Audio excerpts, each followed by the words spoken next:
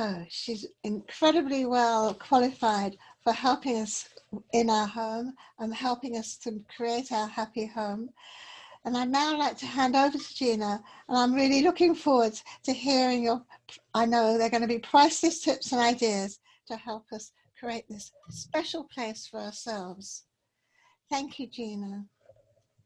And thank you so much for that lovely welcome. Thank you for everybody giving up your Wednesday evening. And what I'm going to do, since it's Feng Shui and it's visual, I'm going to share a screen.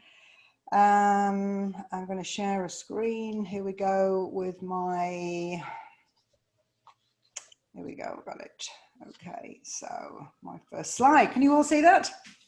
Yeah, okay, got it, yes, great. So, Feng Shui for your new home life. Well, home life, as Anne was describing, has changed significantly. Modern home life has changed.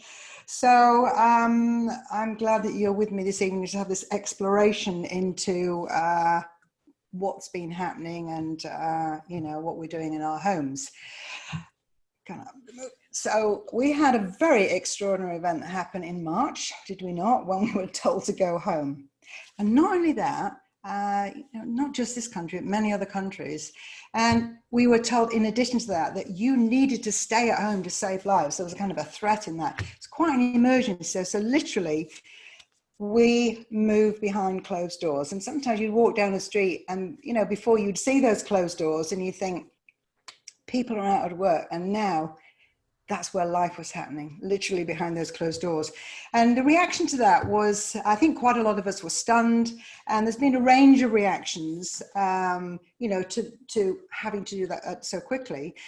For some people, that's been a bit of a homecoming. People who would, you know, I've read a lot and talked to a lot of people about their experience of home, eat, sleep, commute somewhere to work and come home again, and not spending much time there. And this represented a bit of a homecoming for them, spending more time with family. Children were at home because they weren't at school. And at the other end of the spectrum, there were people who were not enjoying the experience of being at home for a number of reasons. Maybe they lived alone, maybe they weren't furloughed but lost their job. There's a whole range of emotions that people experienced. Maybe they were in a very challenging domestic situation, they weren't safe. Quite a spectrum, and I know that the people I spoke to, we kind of moved along that spectrum. So there was, you know, there was that aspect of reconnecting with family that we had not seen, and the journey that took, everybody accommodating each other, and the loneliness of working and living alone. So we had to adapt, and quite quickly. But now, I mean, that happened in March, and then a lot more movement happened from June and July. But quite a few of those things that look like short-term changes are probably here for long-term, maybe for good. I mean, people who were forced to work from home, I mean, apart from key workers, but people who are forced to work from home, maybe they've returned full time. Maybe there's still 1 or 2 days a week when they're working from home. And our homes were never really designed for that. I mean, we used to have that homestead where everything happened in the home, but for a significant number of decades and centuries, really, we've been leaving the home to work. So we're now looking at how we have to adapt to that. What I'd like to do is for us to have the opportunity for a conversation about how that affected you. Because I'm going to be talking about some of the things that, you know, are changing in our homes. And I've done that presentation, but it would be interesting to hear, you know, your feedback of your experience. So if you're sitting at home now, if you're willing to participate, just put your book down. I'm going to ask you just for a moment to tune in to, you might like to close your eyes. And we have a moment where think about your home. Now, you might be in your home now, you might not be, but your home that you rent or that you own, where you've spent the time from March. This is, you know, the lockdown home. This is about where we've been living recently. Tune into your home. And in that tuning in, think about what was positive about that experience of being forced to spend time at home. What you might be grateful for, in what way your home embraced you and took care of you and helped you, and what's a positive for you.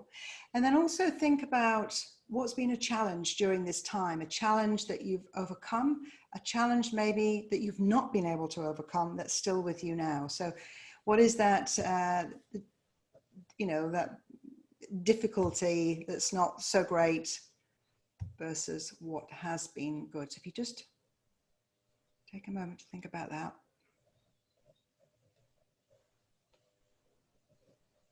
Visualizing, just tuning into your home.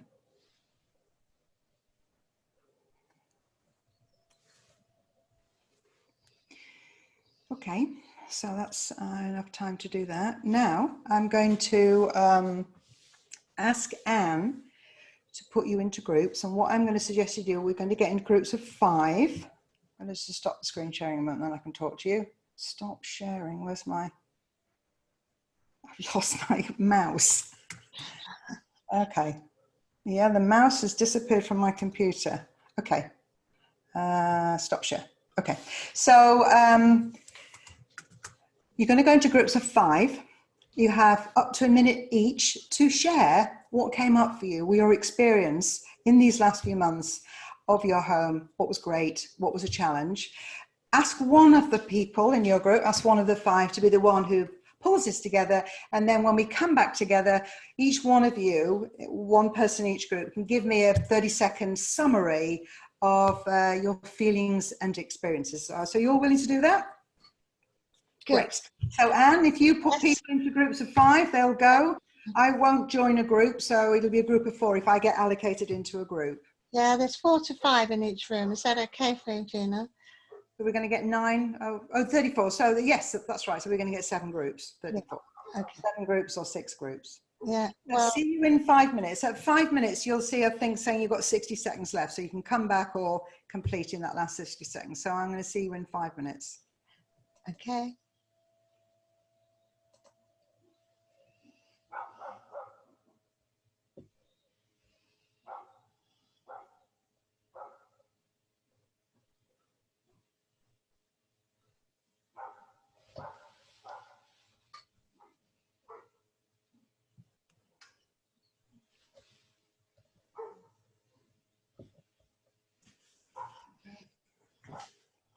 I'm just going to. So hopefully Angela and Sinead will be able to join their groups. Yes, I don't know what to do if they don't. So you just need to pause the recording. Yeah, that's a good idea. And again now. Recording on. Yeah, fantastic.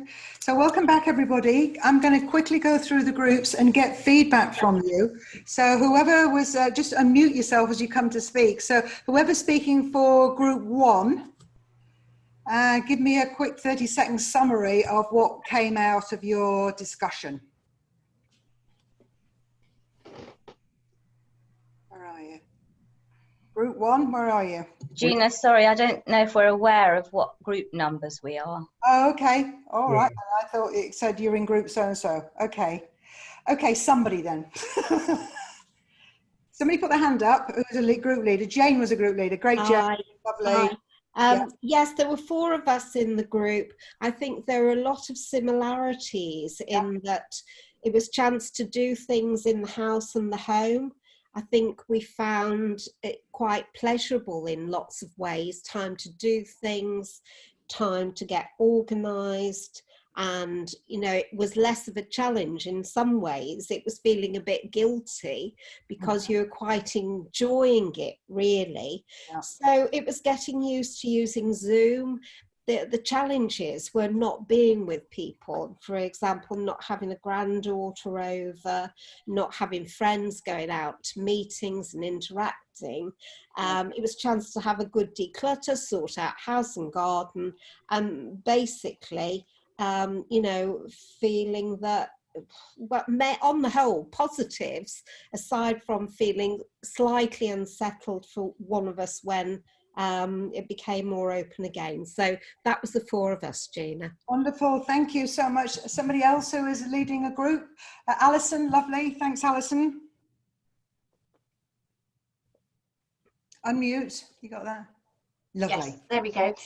Great. I was group 2. There were 4 of us, and there was a lot of gratitude, especially for those of us fortunate to have a home with a garden, so that outdoor space and the ability to connect to nature, or to be able to get to a park within sort of 5 minutes walk. Then the fact that that was really quite a privilege compared to others who perhaps have got very small flats or a family in confined spaces. So it really focused on what was important. And it was basically a good chance to rest and catch up on things in the house. But there was also the fear aspect and needing to try and remain sort of self-motivated and positive. And also the challenge for those with no work and being unemployed, so financially a bit of a difficult situation to be in. And one lady's son actually was suffering with mental health issues because of the lockdown and had to move back in with his parents, which has been very stressful because there was no support on how to deal with that. Wonderful. Lovely. Alison, thank you so much for that. That's great. Who's in another group? Hand going up that I can see. Carol. Is it Carol? Yep. Lovely. Thank you. Okay, I was in group 6. I think overall someone was living in London, so of course she really appreciated the peace and quiet, and the decrease in pollution and all that came with that.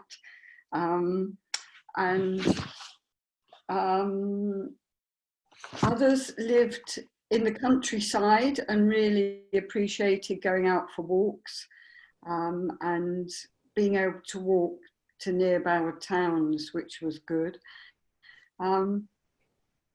And space, enjoying the space to do things that don't normally have time to do.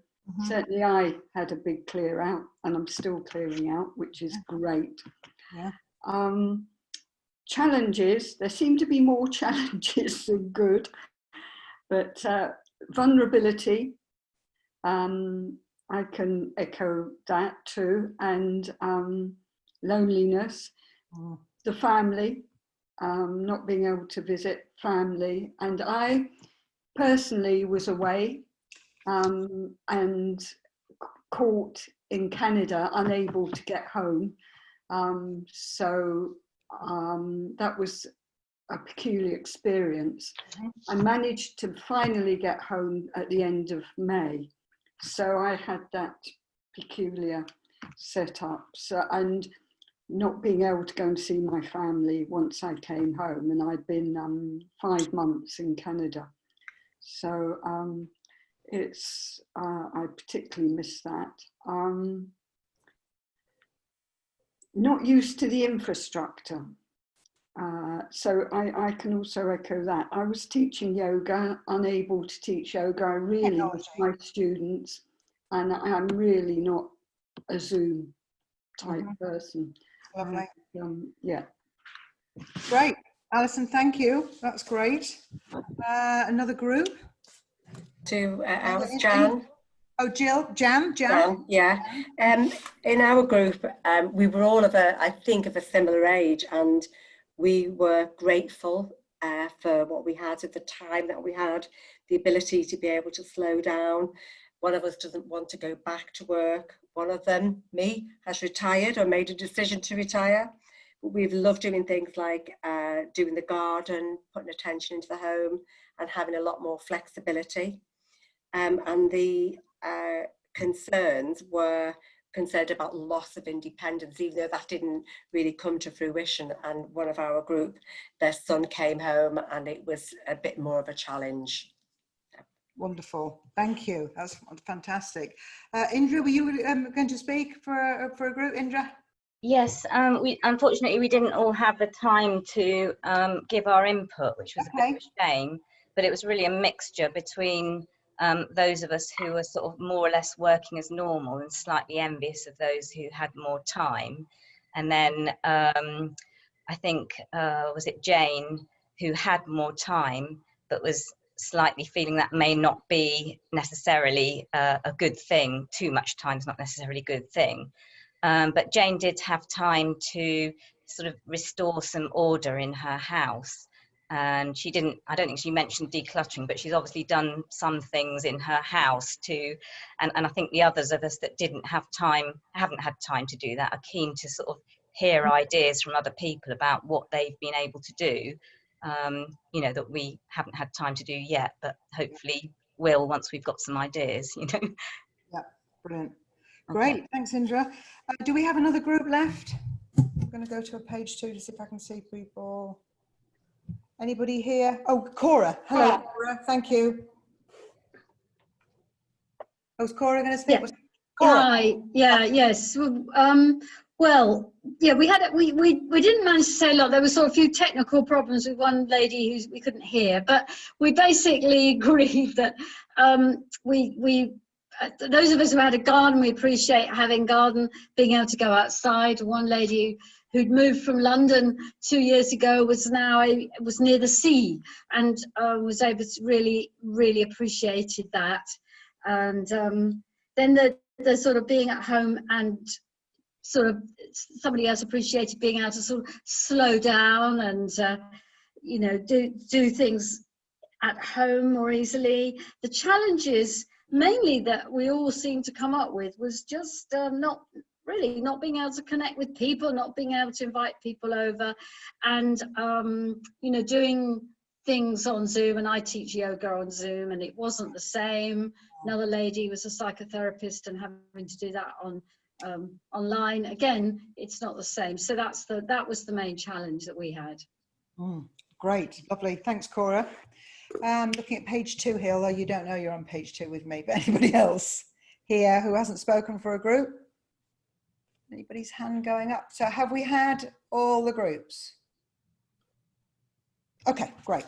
I don't have anybody else to feedback. Thank you for that. So yes, I mean, you know, there are these two camps. There are people, I suppose, one end of the spectrum. And I heard this when we had conscious cafes during the lockdown. There was the guilty feeling of enjoying the slowdown and having the time to catch up, especially if it's not my experience of living in my home now, but I have been in my home where I've literally just left it in the morning, have traveled somewhere, gone to work, it's taken up a significant part of my life, and I've come home and I've eaten and slept, and it's just been a base camp for me doing that. And obviously that was a life that I did not enjoy and eventually changed, but there are people still living that. So, and maybe they had to continue working during the lockdown, but those of us who had this gift, this hiatus, then we did spend more time at home looking. And somebody just said they made a decision to retire. I think it gave us all a chance to really think about our lives in that slowdown. As much as there were challenges, there was the opportunity for this rethink. So let me go back to my PowerPoint here. So I'm going to do share screen and go back to here and share and find it again. Okay. Got it. I've got it. Okay. So what I found for myself is there were things that I changed about my life and changed about my home. And I used my conscious Feng Shui knowledge of what I knew to do. And things, I did it unconsciously, intuitively, and I'm sure you did the same too. There's a desperate urge to clear out and feeling we have too much. So we're definitely entering a new era of living in our homes. And I think most people here think that you're on this has not been sort of presented as a beginner's Feng Shui. So I think you all have an understanding of Feng Shui, but just to get us on the same playing field, I'm just going to affirm that Feng Shui is a Chinese word, means wind and water, this aspect of energy, this wind across the earth, as it were. Here we have this beautiful picture of water, movement in the sea, and this qi, this invisible breath. This is what it's about. If we want to, so it's universal, it's not Chinese. And yes, there's various ways of looking at all this and applying rules. But look at it from a quantum physics point of view. We are energetic beings.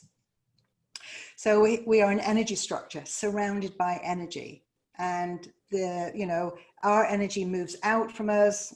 Presented here as a beautiful spiral, and it moves out into the world and affects the world, and we are affected by it. I will very briefly tell you, I've got time, the story of my 2 homes. In my knowledge of Feng Shui, here's my home at the bottom, my house in London I had for 25 years, and here's the Healthy Home retreat that I lived in for 20 years up north, just down the road from now. And I knew in theory that things happened in the home had a relationship to me, that I was a cause and effect of that I had a deep connection with my home. But it was really amplified, as it were, when I would leave my Yorkshire home and go to London, and as I left, the boiler would break, and I'd get to London and the boiler had broken.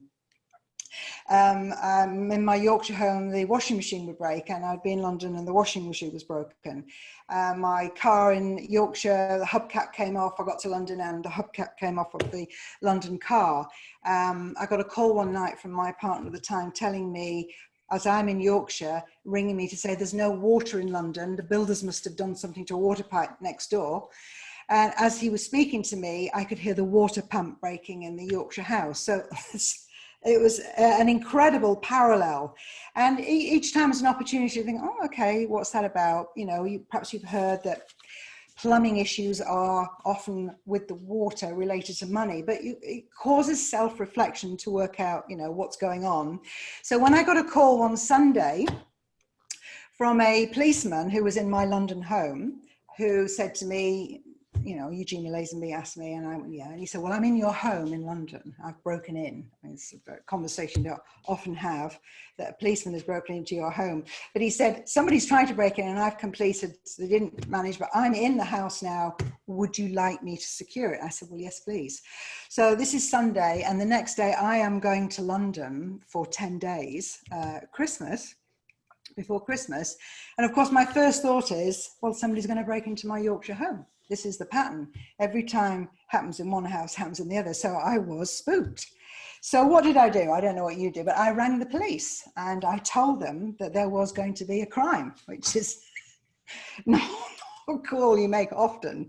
And they took me seriously, bless them. This woman listened to this story about these 2 houses and sent a policeman round, and it was wonderful. I don't suppose they got time to do that anymore, but came round, looked at my house, gave me some advice on how to really protect myself, make sure I was secure, and off I went to London. And when I came back 10 days later, the house seemed okay. Walked through the house to the kitchen where there's a glass door, and noticed on the glass door that there were some smudge marks halfway up, about hip height. So I walked outside and looked back at the house to find that all the leaves were gone from the hip height. And I realized that I had actually been broken into, but not by humans, by sheep. Sheep had got over the boundary wall, eaten all the vegetation and put their noses on the glass. So it's certainly when boundaries and borders are violated, one has to think about that in one's life. But it really did call to me and affirm that we have a deep connection with our home. And this aspect here of this fractal unfolding, this pattern, it starts here and it moves out, just like this fern. That's what happens in our lives. So our home is that. So we've had this opportunity during this hiatus to kind of curl back in, look at ourselves, look at our home, and think about what we are unfurling out. And went through the things that I was going to talk about. I reviewed the invitation, and these are the 5 things I said we're going to talk about. So that is what I'm going to go through now. I won't repeat them because we've done them. But the first one is about order and organization, which is a fundamental. It is. This is what, when we had the space and time to come home, we wanted to get things organized and sorted because it supports life. It supports our way of being. And I think a key thing as we start to organize, and part of that is decluttering, is to be in question thinking, not to make statements, not to wonder, but to ask questions. Because I know that I've not asked a question because I don't know the answer, but you must ask questions that you don't know the answer to, because then you engage your creative brain. And there was a question I heard recently, which I really loved. Instead of what do I need, what do you need, a question of what do I have that I can make better use of is just a beautiful question. It's creative, and I really spend a lot of time crafting really good questions, because in the crafting process we get the answer, and we get the answers that we need. Order is important, because if anybody has watched Marie Kondo, you'll know the sense of, you know, she goes into these homes. I think all of them are American, but you can really see that order is the foundation of things. If you have a clear, orderly, beautiful home, that's exactly how your life will be. If you don't, if it's cluttered, it's stagnant, it's discordant in some way, it's exactly how your life will be. So, you know, the urge to do that, and I think this sense of catching up, and we knew that it had to be changed, and we had the opportunity to do that, was the first thing we wanted to do. Because we remember from childhood, who lived in the crooked house? It was the crooked man. We are so much a product of the house that we create, whether we own it or we rent it. Clutter is a deep curse, and it's something that I struggle with clutter, and particularly paper. It's one of Marie Kondo's areas of specialization.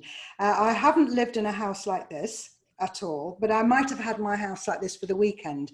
But it's extremely stressful and anxiety creating to be in contact with all of these things. So clutter clearing is, you know, and a lot of you have mentioned it, is fundamental to removing anxieties. And what can be difficult is knowing the things that are superfluous to us, knowing what to get rid of. And you have to be in the space of understanding where your life is moving to. When you have an idea of moving forward, you have to, it's like being on the balloon, jettison things in order to move forward. But when you have that lack of clarity about where you're moving forward, it can be difficult because you feel you need everything. So sometimes the excessive clutter is because you're in a transition point and you really don't know which way to go. And you have to ask yourself some great questions. I actually have a video that I've done on this. Catherine was on the call, helped me, came to my house in Yorkshire. We went through a whole load of paperwork and books. I managed to throw away 250 books, and I've done a video about how I did that. When you have things in your space that are in the way, you have to move a chair to get forward. If it's blocking, if the energy is not flowing smoothly through your house, this is what happens in life. And this is a physical showing of branch in the river. The flow of the natural flow of the water can't happen because it gets stuck. And there you see this stagnation. So you have to keep things moving, keep refreshing. The example is, if you've got dried flowers, don't keep them more than a season. Just keep new energy coming in and remove those blockages and obstructions. This is, isn't this beautiful? A place for everything. I mean, I want to live in the house that has all these rooms. I do my best. But, you know, when you see these with the clients that Marie Kondo has, because that's, you know, this is the woman clutter clearing in people's houses that's available on television, they're distressed, they're anxious, they really are having a challenge. But when their house is ordered, when everything is its place and you can see where it is, it creates a sense of calmness. So I cannot emphasize enough the importance of doing this. And I learned this long ago, before I understood Feng Shui. I remember, you know, we needed more clients into the marketing business that I was running, you know, anything about Feng Shui, but I had an intuitive, when I opened my filing cabinet and I couldn't get my fingers in, I just had this intuitive sense of, where are we going to put the files for the new clients? So I then started to throw out files and made space. In that space that I had created came the new clients and the new business. Doesn't matter what it costs, you need to fix those broken things. You know, as tempting as it is to leave it, you know, the £100 that window might cost, you're going to lose an opportunity. It's going to have an effect on you that's more greater value than what's broken. So the fixing. Now, in this period of time that we had, we had a lot of activities happening at home that wouldn't normally. Families were, people working from home that hadn't normally been there. Children were home from school. So this creation, marking out of zones, or finding a balance where you've got, rather than everybody sitting at one table, you've got the appropriate space for whoever needs to work or do what they're doing in the appropriate time. So that has been, such a massive need for reorganizing shared space, because our houses are not designed, a 3-bedroom semi doesn't have an office if everybody's in a bedroom. We don't have this kind of design. So we really are going to have to look at how we create houses in the future, how we mark them out. What I did in my own home here is, not needing my 3rd bedroom, I had to move a wall to get a staircase up to my top floor. I decided not to put the wall back, and I kept the house open. I had an open plan office, and that was a absolute revelation. Yeah, I love this, working from home. Look at that lounge chair and the glass table. No, that's not the way to create a workspace from home. Some people who work from home, who have, they're just blogging or whatever, that's their work, they're online, they just need a computer. In a sense, you need a good chair and a table space. You fold it up, put it away. But other people, there's more material. But as we get more digital, you don't need as much space and as many files as you used to. I remember I'm of that accounting school where you have a copy of piece of paper in the invoice file and a copy of the piece of paper in the insurance file. That's 2 pieces of paper. And then, of course, when I changed and went digital, 60 lever arch files went in the bin. I didn't need all that space. So, in the digital age, there is not the need for paper of the old-fashioned office. I'm just going to show you this about, when you have an office space, you really need to create somewhere where you've got protection behind you. You're looking at something. You've got a space to look at something that's inspiring. And what we did, this is taken from the Feng Shui House book. This is an image of it's a spare room that was used by the man of the house who was an actor.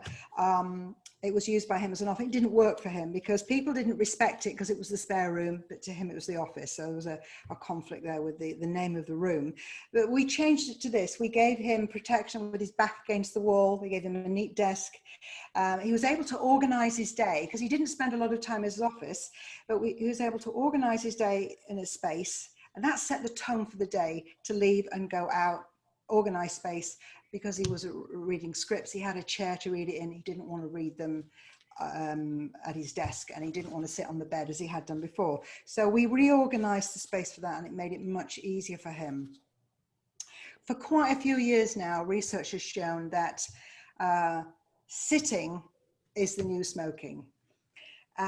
Sitting all day is completely not natural to us. So to sit at a desk, I'm standing now, I have a standing desk, I've got my computer here on my kitchen work surface, I've got another standing desk upstairs.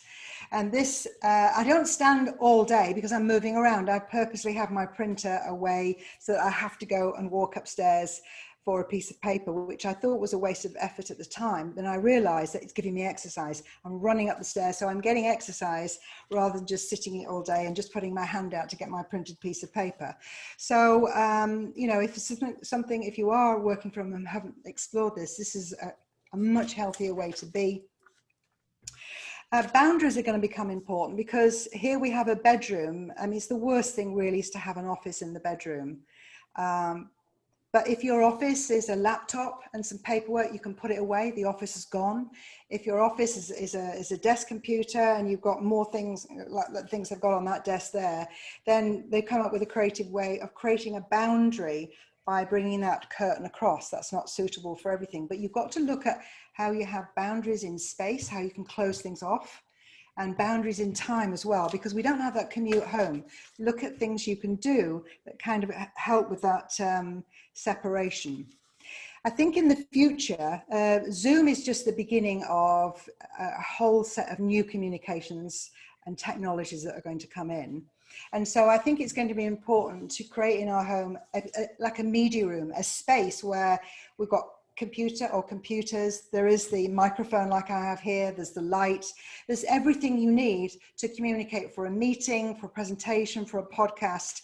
And I would not advise, I've got here the woman on the right in the loft, don't put, I've worked in a small space with you know, the low ceiling, and it is horrible to work in there. So you do want to have the availability of light where that's a problem. You need to have, like they have Venetian blinds in the lower one on the left, be able to adjust the light so that you've got the right kind of light. But you need to have daylight. You need to be able to see. It's lovely to see something inspiring, but don't close yourself in like she has done on the right. And because so much is happening on Zoom, I mean, you know, a lot of you talked about the learning curve of technology, which I think now we've all got. You'd think this government minister would have got this. I don't know if he's a minister still, but he's certainly an MP. You know, to stand in the bedroom and put the laptop on a desk and then look down and we're looking up his nose, and this is BBC News. It's a big no-no, and I don't know why some producer didn't say, hey, please don't do that. But, you know, here I am, if you're, perhaps you're looking at the screen, but I'm looking at eye level straight into the camera to make as good a connection as I can in the absence of us actually being together. So you absolutely, it's a Zoom protocol, absolutely has to be observed and learned. So yeah, so I'm now going to talk a little bit about the sanctuary space. We've talked about how the home has shifted from being leave the world behind, the office, the commute, come in, shut the door, have that feeling of the world out there. But we have, what we have over the last few months is brought the world into our homes. We've brought the school in, and everybody has brought their workplace in. I mean, you know, if there's just one of you, two of you living there and only one's working, that's just one. But in some households, we've really changed the way sanctuary is. And it's something we need to reclaim, because the house as somewhere to sleep, eat, rest and feel safe is now a hub of productivity. So we have to look and see how we can manage that. What I've done in my own home, this is a picture of my own home, and the wall of plants is behind me, is I made a particular effort when I moved in and created and designed this space to live with nature inside. I had a house before with a conservatory, and I was growing things. Where are they going to go? So I've got my plant wall. I have plants all over my house. I always have fresh flowers. I have a picture there of tulips on the wall. I will change that seasonally. So by Christmas, there'll be a robin there with a snow scene, and there'll be something else there in autumn trees. So all the time bringing nature in. And there's a lot of scientific research that shows it doesn't only have a psychological effect on us, it has a physiological effect too. And there are so many plants that NASA has researched that has an effect on our well-being, takes chemicals out of the atmosphere. So, you know, I'm going to look and see how in my loft area where I've got windows, I can put a shelf and grow things, even grow things in the winter, use the light. So I'm kind of, you know, bringing an indoor garden into my house. When I designed the space, I absolutely had to have the light. I already could see I had the afternoon sun coming in, and I got the architect to over specify on the windows. He made them smaller. I said, what is the absolute maximum to let the maximum light in? This light is so important. It particularly, this is just a wall. It could have just been a wall with wallpaper on, but I wanted to have, as I have here, this feeling of walking out in nature. And some I need, apart from the need to get vitamin D in the sun, I don't actually need to leave my house, you know, to feel connected to nature, because I have that. And in deciding whether that was going to be overwhelming for me, I looked out for pictures of trees. So I would buy them. It was funny how everywhere I went, all I saw was pictures of trees, and I've never seen them since, but these are all in my home. Pictures of trees. I've got 2 of those pictures of trees. That's in my bedroom. So at one end, I've got crystals in the window that shine, these beautiful prisms in the sunshine. So I've got one window that looks out over gardens, and another that is like a window on a woodland. So all the time in my house, it feels light and spacious. And that was my intention, to absolutely fill my house with light. And I did it actually, because when I came here, I didn't quite know what my next step would be, what my life would be. And I thought, well, what do I want to bring to it? I want to bring light and clarity to the situation. So moving into a house which has the maximum light, while optimizing with my choice of colors and the windows and, you know, all the light reflections would help me see where was the next step? Because at the time of looking to live here, I was actually looking in Haworth, where I just noticed all the houses were really very dark, big thick walls, small windows. I decided that no, I didn't want to live somewhere dark. You know, I'm kind of crouching now, feeling heavy, living somewhere without light. Some of you have mentioned gardens. You know, I really looked at my garden in a new way, and I thought, how can I really grow things? So I spent time the last few months learning how to grow things. Didn't know how to grow anything at all before. Learning how to grow flowers, how to grow vegetables, deciding what path I might take up to make the maximum use of my space and garden. And again, scientific research shows that, you know, putting your fingers and hands in the soil is really good, is good for your immune system. If you live in a small home, and this is a tiny little home, but if you live in a small home and you don't have that spaciousness, what can you do to feel like you've got more space? Well, one of those ways is to be able to look outside the window and see a vista. You know, not all houses have vistas. Okay, so who wouldn't want to look at this? This is Cornwall. This is the same company that sells the mural wallpaper where I bought the trees. So I've actually stayed in a hotel that had no windows in the bedrooms. It's very unusual. This is Manchester city centre. They crafted a bedroom from the centre of the building. I don't know how. But on the wall, instead of Cornwall, was a Greek island. So in no way did I feel that I was in a small space without windows, because I had this huge view. So there are ways of, if you can't see something out the window, you can open up your space by choosing an area. It does not have to be a whole wall if you haven't got the space, but there's all sorts of innovative ideas with that. And the other thing I would say is meditation and taking time for inner peace, expanding your inner world, helps cope with a smaller space to live in. That kind of inner expansion helps expand the space that you live in. Jessica, who's probably on the call today, Jessica Richards, last week did a fantastic presentation about immunity. That's a conversation that's been missing from the national conversation, which has been extremely fear-based, about how we can take care of ourselves and our immune system. So if you haven't seen Jessica's call, it's recorded, and she details all the things that we can do. And what I do is I've got reminders. I've got my yoga mat out rather than tucked away. It's a reminder for exercise. I've got my vitamin C pills in a nice gold box on the surface. It's a reminder to take them. And my nudge for good health, you know, it's apple season now. I'm making apple slices. I've got the glass jar there. It's a reminder. So anything that you can put into your space that nudges you and your family to good health is helpful. And again, just in the design of my house, knowing that I had light at the front and the back, I took advantage everywhere I could. I had crystal doorknobs on, and I really feel, sometimes it's like fairyland when I just get excited when I see all the beautiful rainbow prisms. It's a bit childlike really, I suppose, but I just love the rainbow prisms that come into my house from those crystal doorknobs. Words are powerful. I keep seeking out what this is above my bedroom door. It's a reminder for me to think happy thoughts. You know, we've talked about the loneliness that we've had and the disconnection from friends. I really had to dig down and work hard to keep my spirits up and talk to people through WhatsApp or whatever. But, you know, alone in the lockdown was really challenging. So happy thoughts, and I bought one for my mum. I put it on her mirror. Mum, think of happy thoughts. That positive affirmation, and this is above my desk. You know, it says some bright person took a shell and a couple of pieces of stones and a feather, and always be yourself. Unless you can be a unicorn, then always be a unicorn. So you know, whatever you find that's quirky and lovely, I have those in my house. This is above my stove where I make food.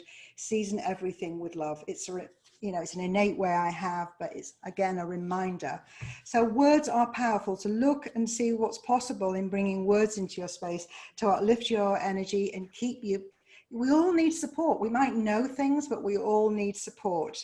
This is a salt lamp, nice night light, but also gives out negative ions. So, you know, what's important is to keep particularly with electronics, keep the atmosphere ionized.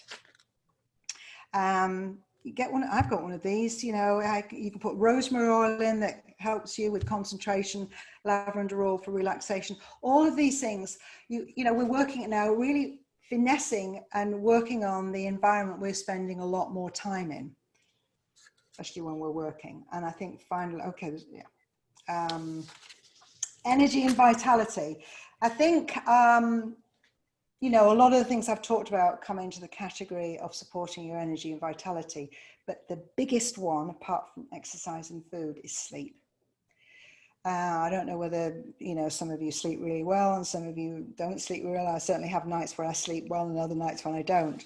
But sleep is really important, is crucial. So got this picture here. Don't have your bedroom like this. It's way too busy, too big a light, too fussy, too much man-made materials in there. What you want to have is a bedroom that is calm, you know, calm and soothing. It's very hard to find. We found this when we were doing the research for the Feng Shui House book pictures. It is hard to find good pictures of bedrooms that are perfect, but this is nice balance. I didn't like the ceiling, and I don't like mirrors in a bedroom, but other than that, it is a calm space. So choose cotton or linen or silk, natural materials to help you sleep. Dimming the lights in the evening, have a transition point, especially when you've been around a lot of technology. Try and find a gap between the end of TV, the end of emails, the end of your phone, and have that space before you sleep. Journaling, gratitude journal, putting routines in there that give you some spaciousness between the activity and the sleep really helps get a deeper sleep. This is one of the things you don't want to do when you're asleep, is you don't want to have reminders of work not done, which is what's on the floor here. Books to read, stern images looking down. This was taken for the Feng Shui House book when I did a consultation there. We did the before and after. You don't, you know, keep the office out of the bedroom, keep things out, keep it to a minimum. So how we changed her room is, we can close the space. We took the books from the side. We took the things from the floor. We replaced those stern, judgmental faces that were above the bed to two romantic couples. The woman was looking for a relationship. We took the dark picture from the top of the hearth to something brighter. So that's you know, keep away excess. Don't give your conscious mind and your unconscious mind reminders of what you haven't done before you sleep. Sleep is so precious. There's so many things you know, you can do to support it that aren't necessarily feng shui, but keep sleep as a priority. What you see first thing in the morning, what you see before you go to sleep, if you can have a positive image. This is this lovely Buddha at the end of my bed, again with all the prism lights on it and the rainbows. So, you know, it's kind of a reminder, it's an anchoring for a morning meditation or an evening quiet time as well. Apart from sleep, being at home all the time now, if now we're working from home, we're kind of cooking in this electromagnetic soup, and we've got neighbors with Wi-Fi. It is a problem. So what I have, you'll see I have one of these handles. So for the last 4 weeks, I've had one of these. And in the time I've had it, I've not touched my phone as I normally would with my hand. And my hand feels much better, much better. So I haven't got my hand on the technology, and then I'm turning it on, and then I'm speaking into it, dictating. So there's much less hand contact. This is something that I've had for a while use on a standing desk, but it's useful so that you don't have your laptop on your body. You don't want to have these electrical things on you, but you forget they all add up, and they're all changing your natural energy field and disturbing you. So, you know, move them away, put them at a distance. In the evening, that's when the melatonin level is building up in the body. So try not to use the technology then. If you have to, don't touch it. Keep the lights lower. I mean, I've got a light on me here, and if I have that light on me, that's actually minimizing my melatonin to have that bright light. I don't mind tonight, but I'm just saying, being in a bright light disturbs the melatonin production. It makes it more difficult to sleep. And, you know, we're inside all day. So we're not only, and turn the Wi-Fi off at night. So we're not only overexposed to electromagnetic fields, we also, we need a big air change. You know, we need to, yeah, get out and get exercise, but change the air in the house and watch what chemicals you have. I use all ecological products or, you know, natural tea tree oil as a disinfectant. I don't have any, I have a natural orange spray as a room freshener if I need it. I do not have a plug-in air freshener, which is putting out chemicals into the space. You don't want to do this, because the more you have chemicals coming into your body, the more sensitive you become to electromagnetic fields. So the two of them work against each other. So reduce those, and fresh air every day, open the window, blast the air through the house and give it a refresh. I'm quickly going to talk about sanctuary now. What am I doing for time? I should be quick. Sanctuary, you know, the home used to be a sanctuary, so you need to create sanctuary within it. And this is what I have in my house. I've got 2 or 3 places, which is an invitation to stop and be. We talked about slowing down in this hiatus that we've had, the opportunity to just stop, take stock and breathe. You need that every day. You need somewhere, it's waiting for you to sit down. So there's my chair. It's all ready with a reading lamp for me to read. It's somewhere for my cup of tea. I've got my money tree seedlings growing there. I can see all the garden. It's just waiting for me. So I will sit there as opposed to making space. And I've got other places in the house. So that is, you know, important to create that invitation and slow down. I just love this. There's somebody here, you know, they're living in a city, they want to connect with nature, they've dragged their duvet out there and they've got their wine and they're sitting out getting air on the balcony, you know, whatever it takes to find a great place to slow down. You know, maybe a lot of people in the house with different routines that are colliding. You know, people aren't working out the house in the way they used to, so maybe now they're at home for longer, they have the TV or radio on in the morning, and that's not the normal routine you've had. So, you know, arranging by agreement, or if you live alone, then it's just agreeing with yourself to have some time of silence. That's just a great boost. To wear a badge to say Sunday morning for 2 hours, that is my silence, I'm not going to speak for a day, or please don't put anything on until 8, and after that we can have, you know, work out your precious time and carve it out for yourself and get people to agree, because these are the things that restore you, the sanctuary within, and you know, support your mental well-being. In terms of, you know, manifesting in our homes, our whole life comes from us, comes from our home. So home is where our story begins, and it's where our new stories begins. For those of you who may be in the transition of utilizing this big shift and working out how you're going to live differently, how you're going to make changes in your home and your life. You know, thoughts are externalized. This is the quantum physics aspect. You think something, and it doesn't stay inside your head.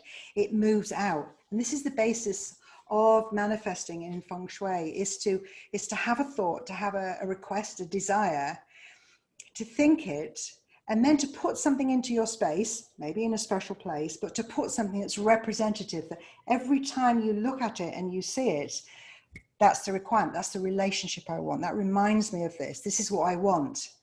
And it's that physical anchor in the outside world that matches up with your desire. So then, you know, you start to make it happen because you've told your awareness that you want to attract that in, and making those, having the thoughts first, the thoughts leaving, and then creating things in our physical space. You know, the lot I've written in the Feng Shui House, which is now out of print, been out of print for a long time, but you can get one on eBay secondhand if you want to find more details about all these placements and things.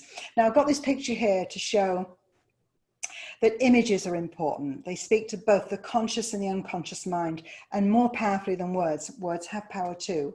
So when you have a photograph, a picture in your house, you know, what is it of? What is it saying? Well, if you had a picture of this, I'm not sure, if you had a picture of this, it says life is an uphill struggle. It's hard work. I've seen many people have pictures in their homes, and you go, oh gosh, oh yes.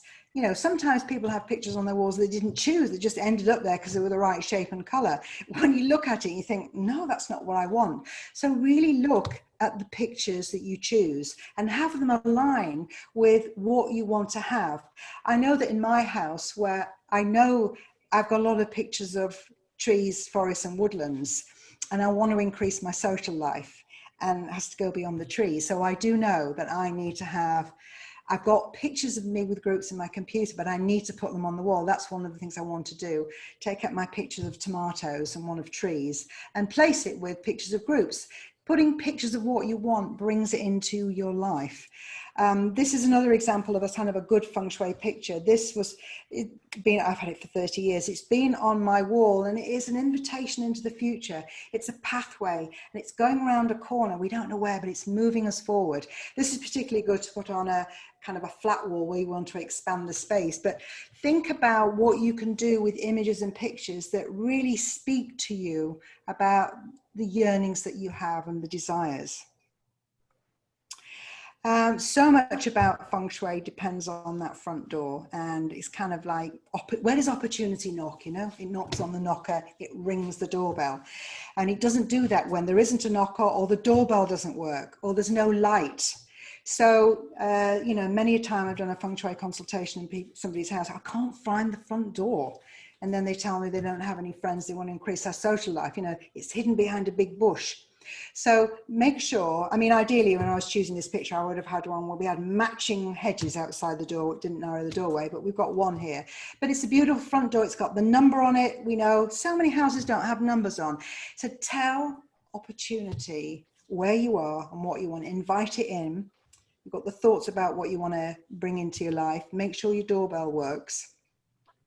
And I think I'm coming to my final slide now, which is, you know, Dorothy. Dorothy was the one that got it right when she said there is no place like home. And that's where our complete lives are emanating from. And we have the opportunity to create the life that we want by really paying attention to how we arrange our life. And I've come to my final slide. I'm going to come off that now. And I'm going to be available to take any questions. Brilliant. Hang on, stop. I did press stop share. What's happened? Okay, got it. Yeah. Brilliant. Okay. Well, thank you, Gina. That's amazing. Fabulous. I'm writing notes. I see other people writing notes as we've gone through this. Absolutely fabulous. Has anybody got any questions? I think we can manage this with people just unmuting and then asking. Yeah. People are putting their hands up. Jessica's got her hand up. Hi, Gina. Hello, everyone. That was fantastic. Thank you so much. I haven't stopped scribbling yet. I've got an odd question to ask. Somebody very kindly, for an esoteric reason, painted an original oil on canvas portrait of me. I didn't ask for it, but he wanted to give it to me. And it's like photorealism. Mm-hmm. And I've only got a little house. Where on earth do I put it? At the moment, I've had to put it above my bed just because I don't want to leave it standing on the floor anywhere, but I've had to hang it somewhere just to get it off the floor. Where's the ideal place? Okay. Well, first thing I would say, you don't have to hang it just because it was a gift. Right. The only reason to hang it is because you love it. But thank you so much for the gift, because, you know, we've all had gifts given to us, perhaps not as personal, with so much effort in, but you may not want to hang it. And do you love it and want to hang it? I mean, you can like it, but not want it to hang it. It's very special to me because it's a dear friend who painted it. Mm-hmm. But I would never have gone out and got a self-portrait because it's not something that I would have done. You know, I like paintings and pictures of stuff. Is there a painting you already have that you can remove and change it? Not necessarily, no. I just was wondering what to do with that, really. I've got other paintings by that same artist, mm-hmm. which I love because he's a dear friend and they mean things to me. And what he's painted means is very meaningful to me. This painting was of me, a single shot that was taken of me on my 60th birthday. But, you know, well, I'm not in your house. I go to my bedroom and I see me on the wall. You know? Well, you know, I wouldn't advise putting pictures above beds. Oh. it's not the best place to put them, because it's not a calming thing in the space, and there's always that maybe it'll fall down. You know, it's kind of one of the things, we don't put pictures above beds, preference not to. It comes a point where your house gets full and you have to do the curation of what gives you most joy. I can't come up with an innovative solution of where. There's nothing wrong with enjoying pictures of yourself, though, is there, Gina? No, you know, it's not. There's a, you know, sort of a level of apprehension about having images of yourself on your wall, and that might be promoting, you know, an understanding of what you feel about yourself, you know, and that's not a problem, is it? Have you got a reticence of it as a picture of you, or just simply a lack of space? I think it's more space, because I value it greatly, because it's such a very, very good friend of mine. But no, I've got loads of other pictures of me with other people doing all kinds of stuff. So photos, things like that. I couldn't care less about that. Yeah. Well, what I would say, and it doesn't apply in this case, but just because somebody has given you something, it doesn't mean to say you have to put it on a mantelpiece to anybody else. You know, you get a gift and you go, thank you, and then you put it in your box of gifts to give other people if you truly can't use it, because it becomes clutter. And I remember staying in a house in Paris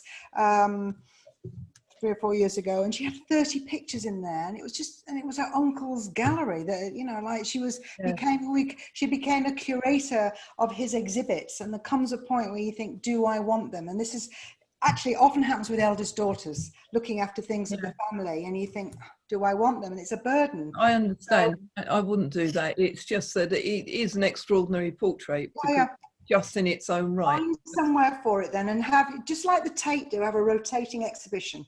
Okay. I like that way to do it. Best of both worlds.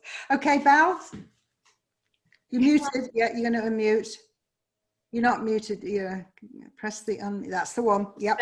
Okay, sorry.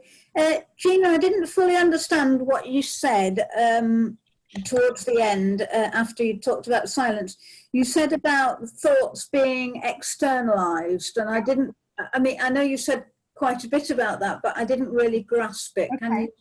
Can you confirm some of that? Okay. Well, we're energetic beings. We're made up of energy, and there's energy around us. We look like we finish here, and then there's the nothing, but we're an energy framework.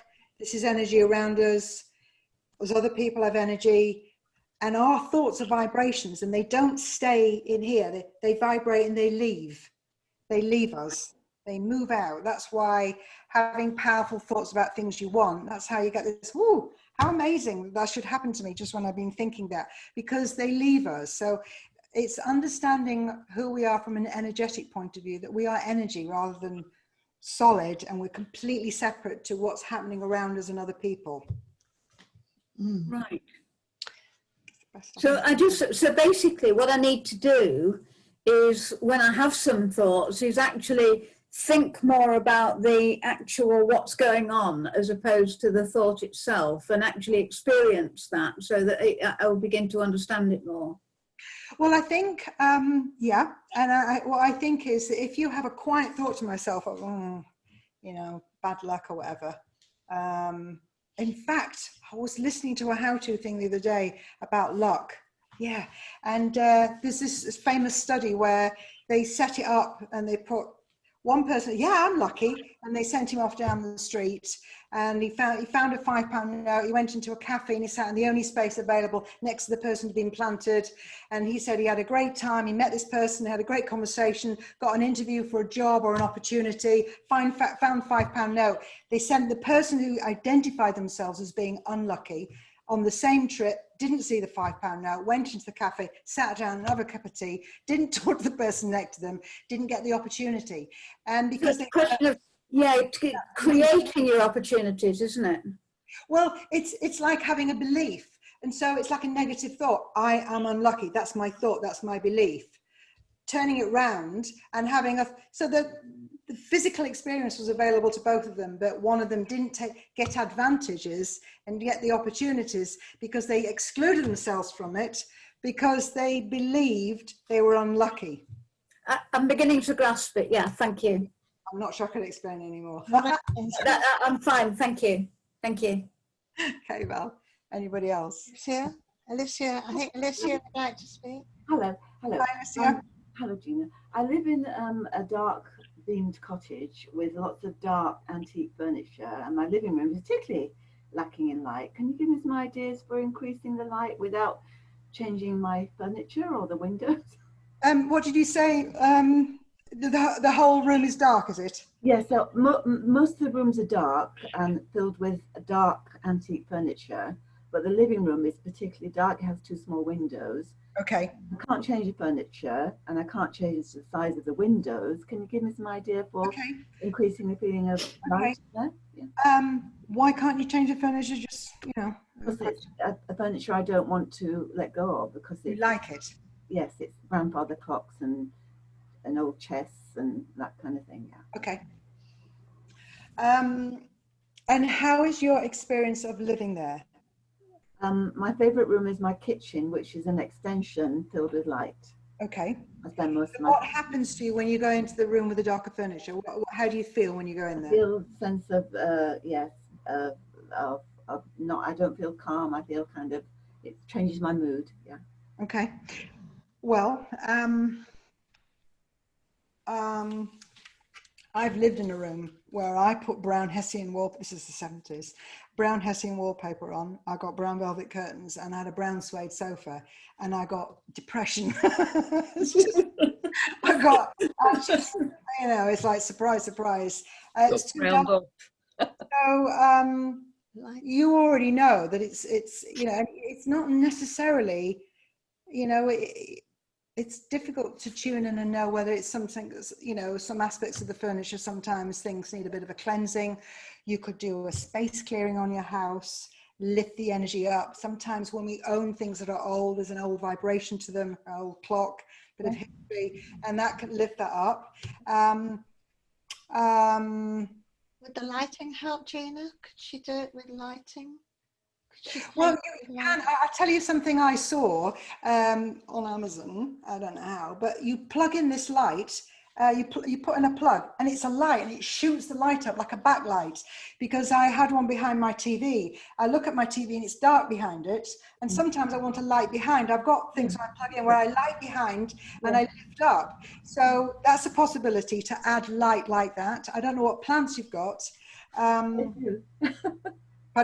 I've got very few, but I'm going to have more now.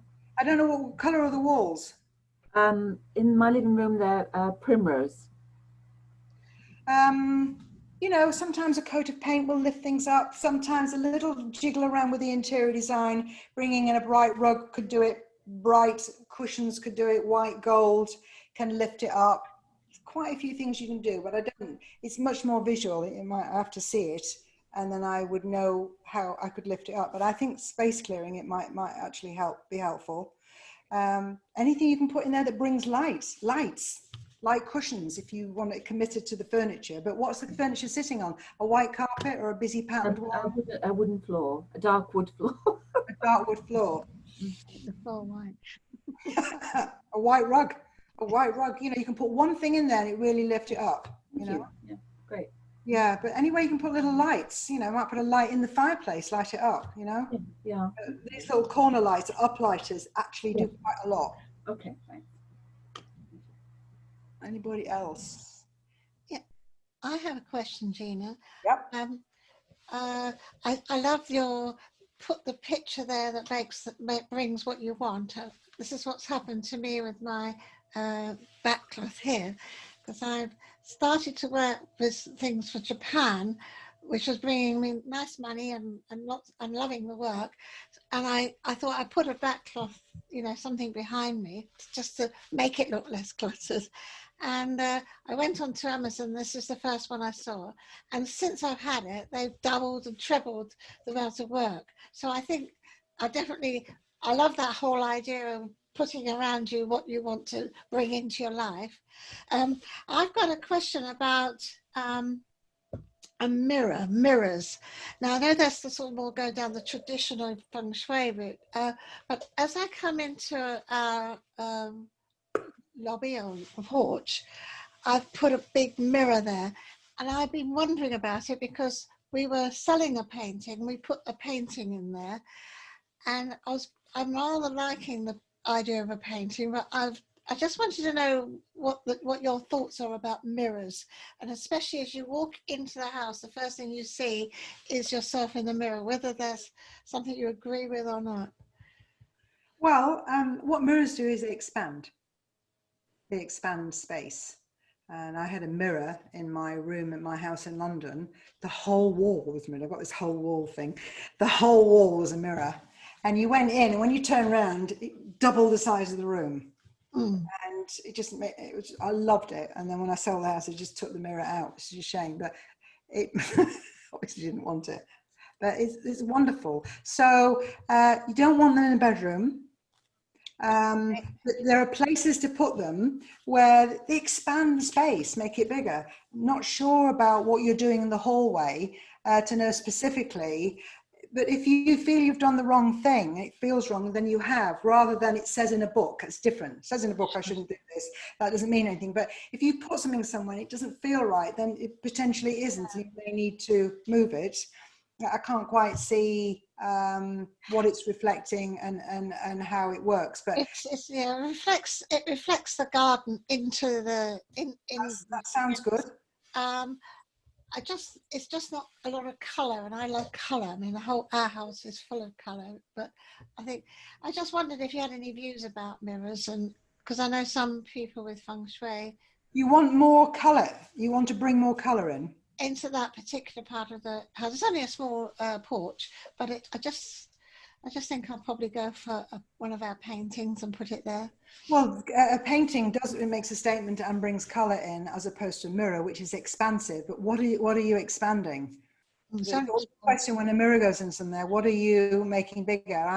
I've got floor to ceiling mirrors in my little office upstairs, and I did think, am I doubling my workload? I thought to myself, but I thought, no, I'm going to double my opportunities, kind of frame that to myself, that I'm making the space bigger. So when I'm at my standing desk, I look at the mirror and I can see the garden. So it's expanding what I'm seeing. So I'm bringing nature in, using the mirrors to do that.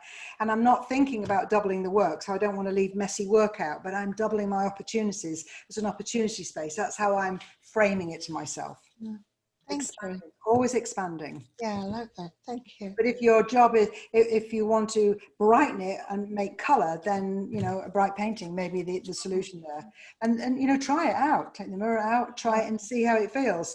So I have had people ask me about, it says in the book that I should not do this colour in my lounge.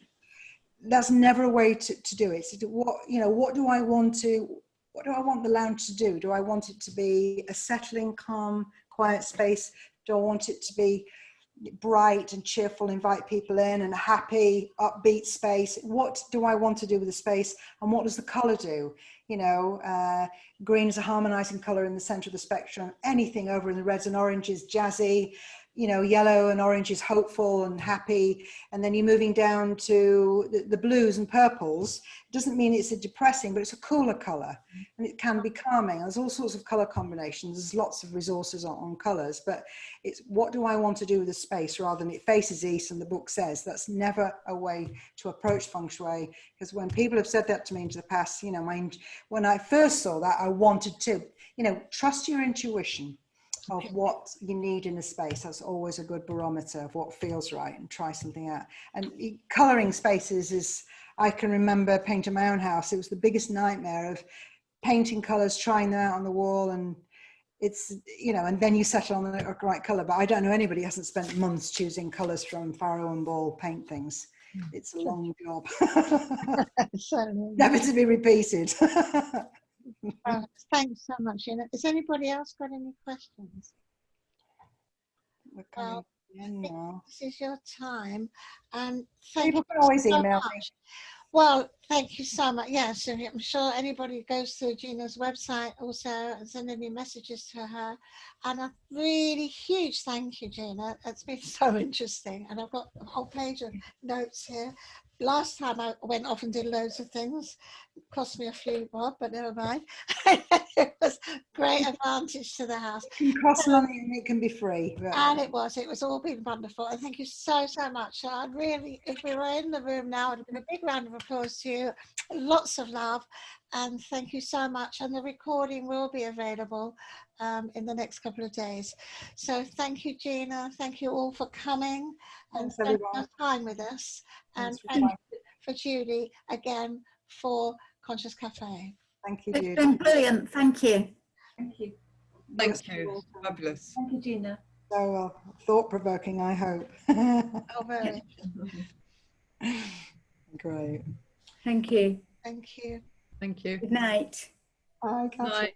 Bye. Bye, Val. Right, bye. Bye. Bye, Michelle. Bye, Carol. Bye. Bye, Susie. Bye, Alison. Bye, Gina. Bye, Bye, Gail. Gina. Thank you. Bye. Thank you very much. Welcome. Lovely. Fabulous. Didn't You're a see. star. Bye then. Bye. So thanks again, Gina. I think we can close now. We can turn the recording off for certain. That's for sure. Yeah.